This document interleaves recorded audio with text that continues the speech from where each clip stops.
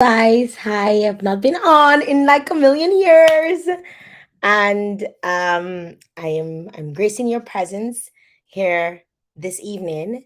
For those of you who follow me, who religiously follow me and genuinely care about my content, my work, the stuff that I put out, you come in my inboxes, and you really show me love. I just want to say thank you very much. Let me know if you guys are seeing me.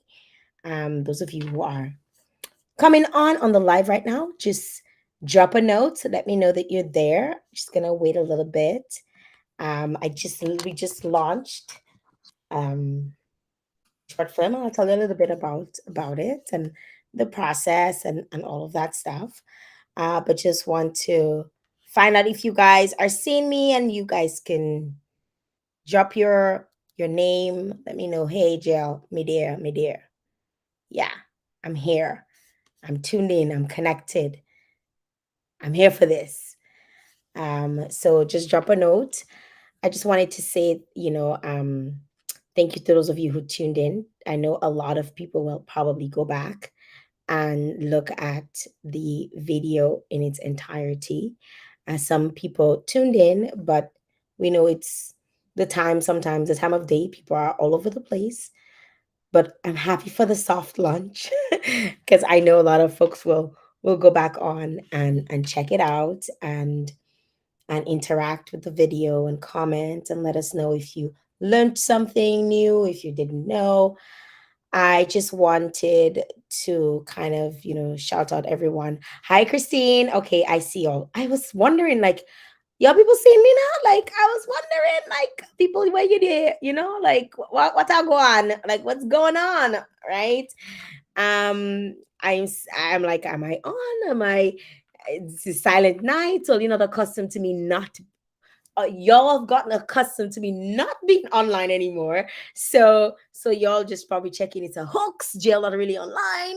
you know, I'm here. Hi, Christine. Thank you for tuning in. But the video is up. The short doc is up. And I'll have Robin is actually waiting in the waiting room, and we're gonna bring them on in just a little bit. And I really want to thank them for allowing me to share their story, and I will thank them on camera as well. But I kind of wanted to talk a little bit briefly about my process and what brought this on and why I chose this topic and all that good stuff. But as everybody knows, I am from Dominica. I am Dominican born, raised. And I remember at some point in my life, and I will not be very specific with the details to protect people for all intended purposes. But I learned that there was someone that I knew who may have been.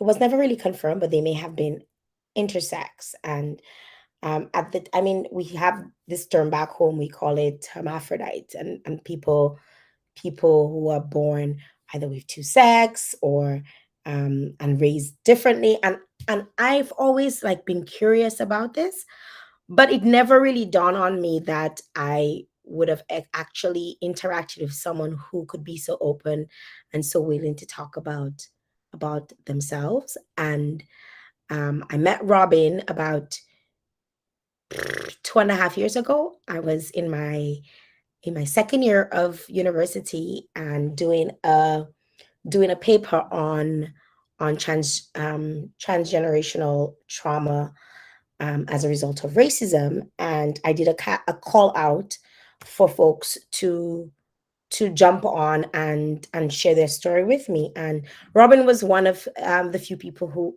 connected.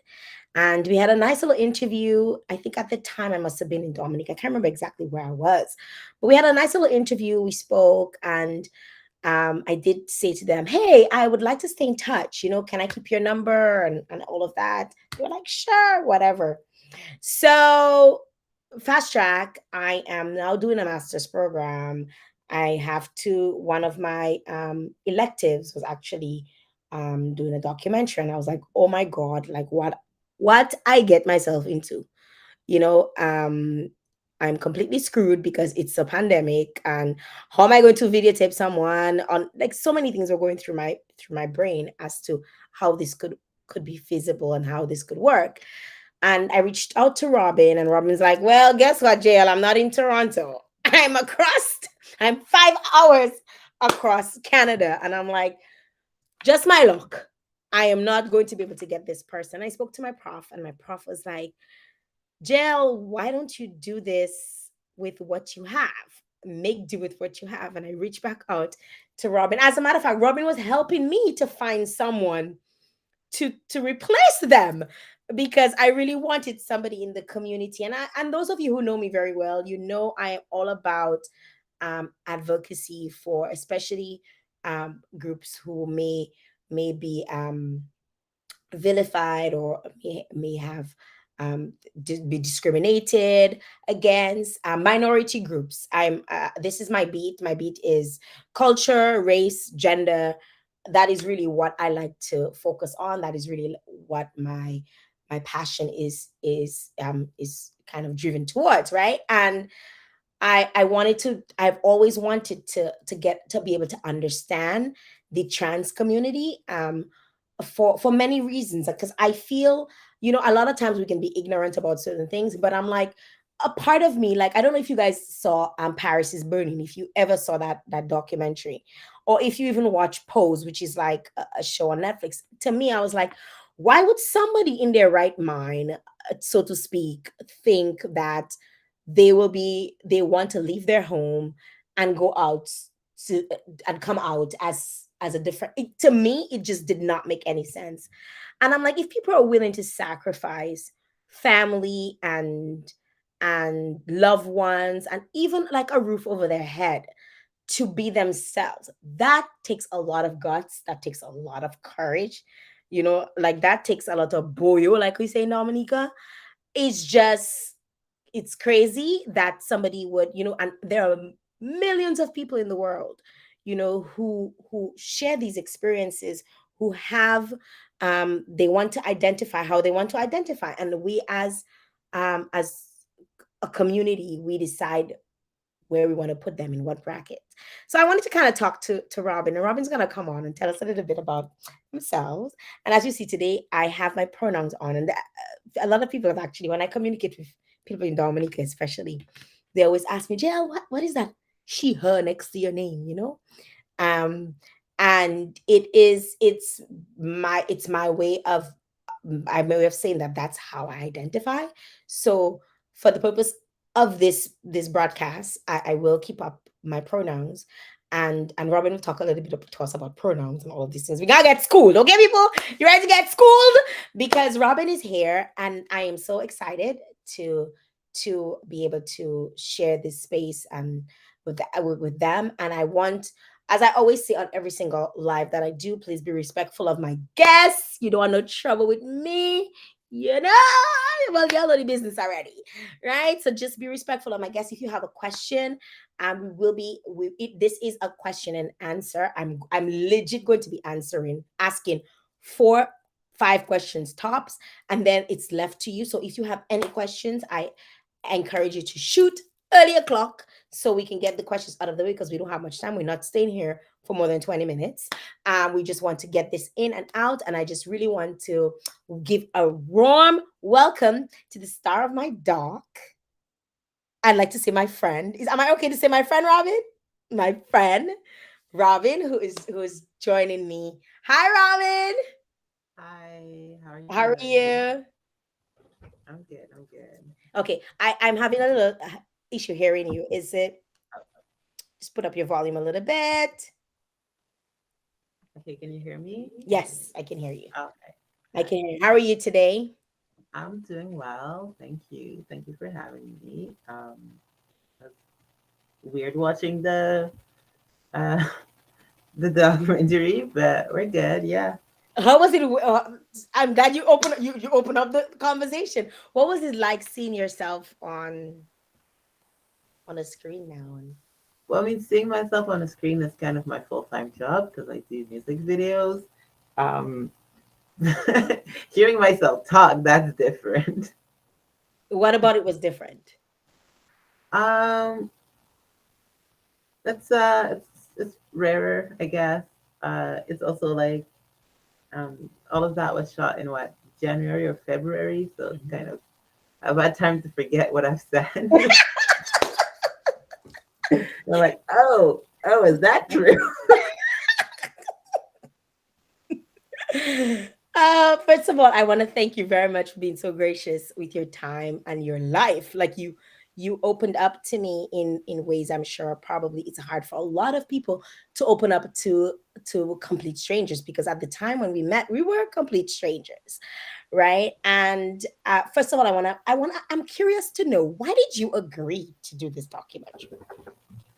Well, because you did such a good job on the first thing that I was in, and I trust you, and also you are very easy to talk to, and it's kind of like, why not? It's a story that I haven't had the capacity to edit into something that I would like to show the world, and I thought you would, and I was right, and you did it, and so that's great. Did I do your life justice? Yeah, you did. Thank you. Thank you very much. Without some very, very close people around you, like this could not be possible. So I don't even want to continue without not actually like calling them out and saying, hey, thank you so very much. Your best friend Rochelle was so gracious, and I know, like, we spoke for quite some time, and then she called me again, and she did another video with me and stuff, and she was so sweet in sharing your story, and your brother Pierre and your former roommate Alex. They were so super cool in giving me their time, and I hope that because getting them to speak to me got me to get to know you a lot better, and really reach in and know what questions to ask and stuff. But talking about the questions, what was it like for you answering these sometimes very intrusive questions about yourself? It was it was interesting. I think that really is the word.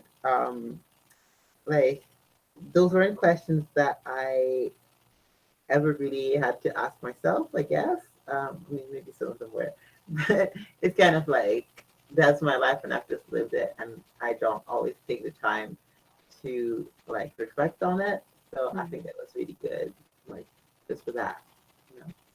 For those of you who probably have not seen the doc yet, and will probably go back and see it. So this was shot over a very short time span.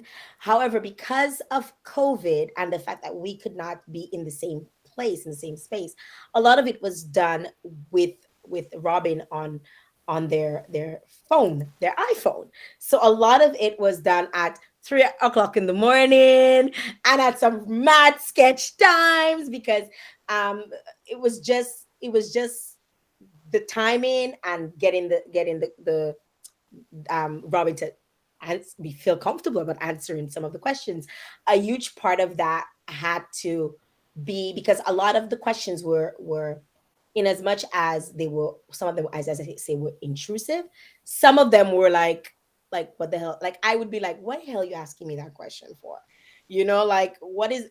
And I remember putting down all the questions down for Robin and saying, whenever you feel like recording your question, the answer to your questions, or even when we met up, when we did the Zoom and I was directing and you were doing your thing, you know um what was it like going through the line of questioning, and even waking up at 3 a.m. sometimes, or right before you go to bed and filming? What was that process like?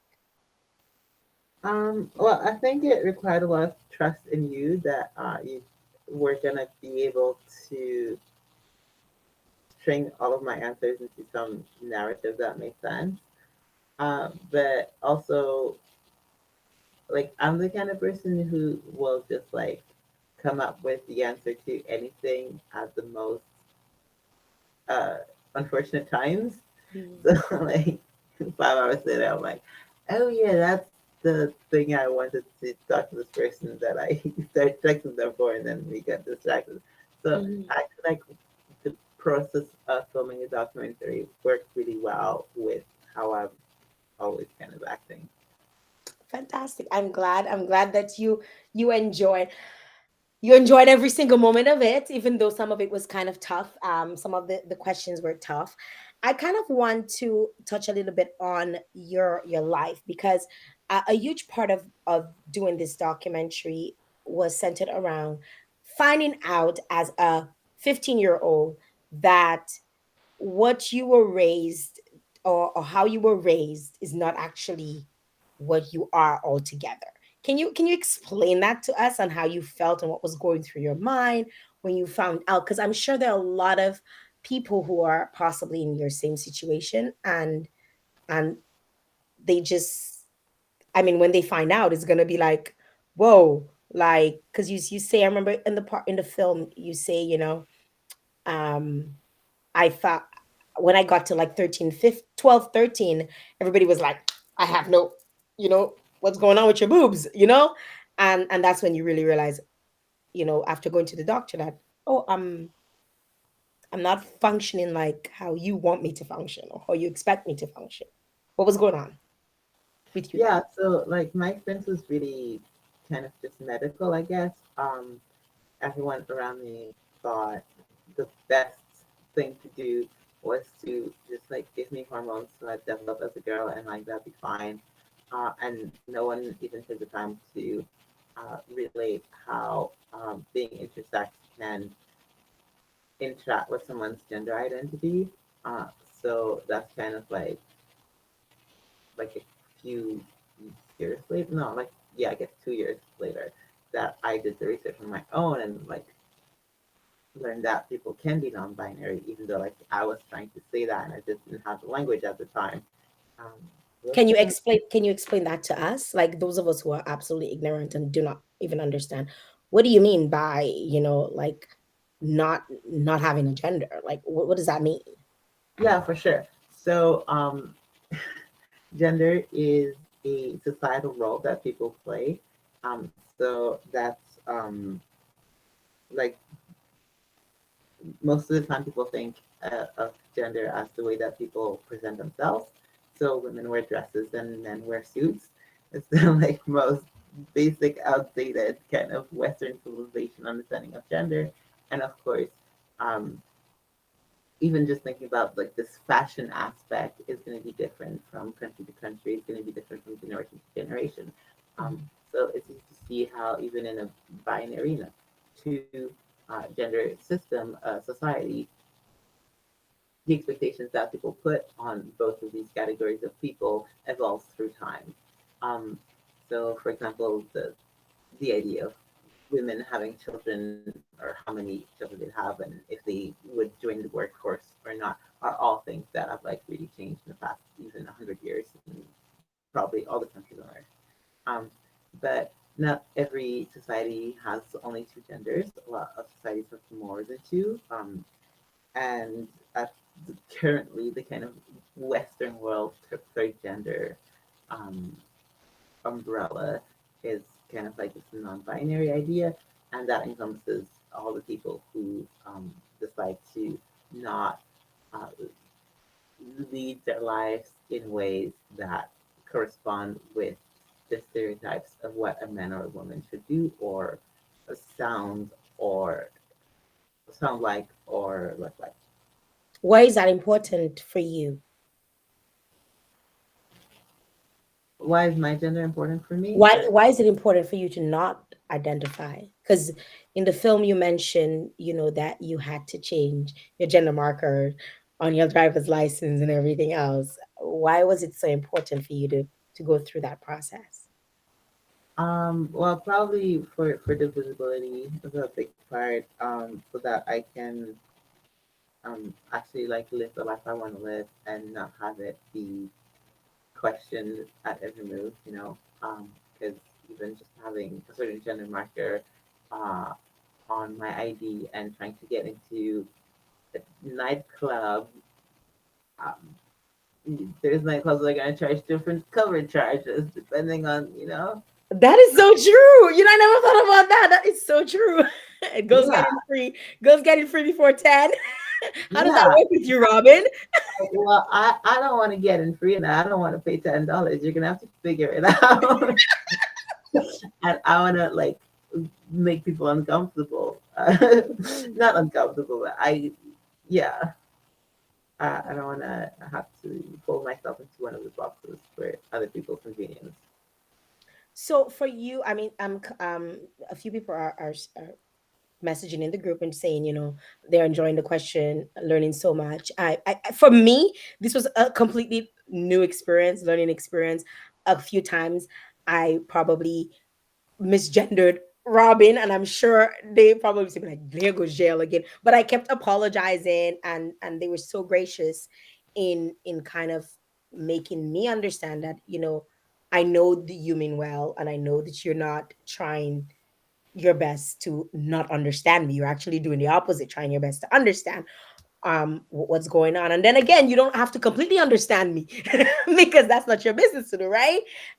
So I feel like it was a really great learning experience for me, being on the other side of the camera, so to speak, like looking at you and even going through the footage, and just dealing with figuring out what I was going to pull out and what I wasn't. There was so many different issues that intersect, where your life is concerned, and so many things that you deal with on a daily basis, which not only people who are like you, but people who everyday people, like everyday people go through very similar experiences as you, and you were so candid and raw and open. Like like what was going on in your mind when you were like answering some of these questions and saying, boy, this is going to be out there in the world. Like, because they always say this thing, be careful what you say. It stays on the internet. The internet doesn't go away. What was going through your mind when you when you were answering these questions? Honestly, there's so much of me on the internet already that's like hardly the weirdest stuff. Like, I don't know. Yeah. So it was easy peasy. Yeah. If you guys have any questions at any time, sound off, so that because we're gonna wrap up once my questions are done. And as I said, I have like 4 or 5 questions. So just sound off if you have any questions, anything that you. This is a learning space. This is a safe space. This is somewhere that you can come and ask questions that you probably don't know the answer to, or you're probably dealing with something, or somebody who's dealing with something and they don't really know. Robin talks about so many different um, societal issues, and their own personal issues, in the film, such as um, your what do bipolar disorder. You speak about your having an eating disorder. You speak about you were just so very open with me, and I think that was so super gracious of you, and to share your story. And even when it comes to even talking about your family, where you come from and stuff. And one of the things that really really um kind of resonated with me was, when you spoke about your dad, and your relationship with your dad, and the fact that a huge part of why you guys don't are not connected is because of what his expectations are versus the reality. Can you share a little bit about that with us? Yeah, sure. So, my father put in as well that I'll only inherit anything if I have the children of my own, and that's Wait. a problem. Slow down a minute. Your father put in his will that the only way you would inherit anything from him is by having children. Yeah. Now, why is that a problem? Yeah, 'cause I can't have children. Because you're physically unable to have children, and that is crazy. And there are a lot of people who it might not be a will, but it might just be, I'm not going to, you're not going to come into my house, or, I'm going to put you out, or um, you're not supposed to be that way. And I had a conversation with a doctor yesterday, actually, and we were talking about normativity and the definition of being normal, right? And that your who you are essentially has been deemed as abnormal. And the fact of it is that who's to know who's normal? Like, how do we determine who's normal? Because you as an individual, besides your genetic or your hormonal makeup, you're a completely normal person in to everyone, right? So what about the fact that you were born differently than how you were raised, and then you decide to identify as non-binary? What about this is not normal? Like, I so we were having this long conversation about that. You mentioned in the film that you just want to be seen. What's that about? Tell me about that, Robin. Tell me about wanting to be seen. There's a lyric from a song I like. It's a lyric from a song in which I'm in the official music video, and it was very much in my brain when I was filming because I was also in the process of um, creating that music video. So Hmm. that's the story. That's the story. You just No, I mean it just resonates. It's just true. Um, yeah, Robin, you've been shy all of a sudden. All of a sudden, Robin has gotten shy. it happens. Robin, Normal.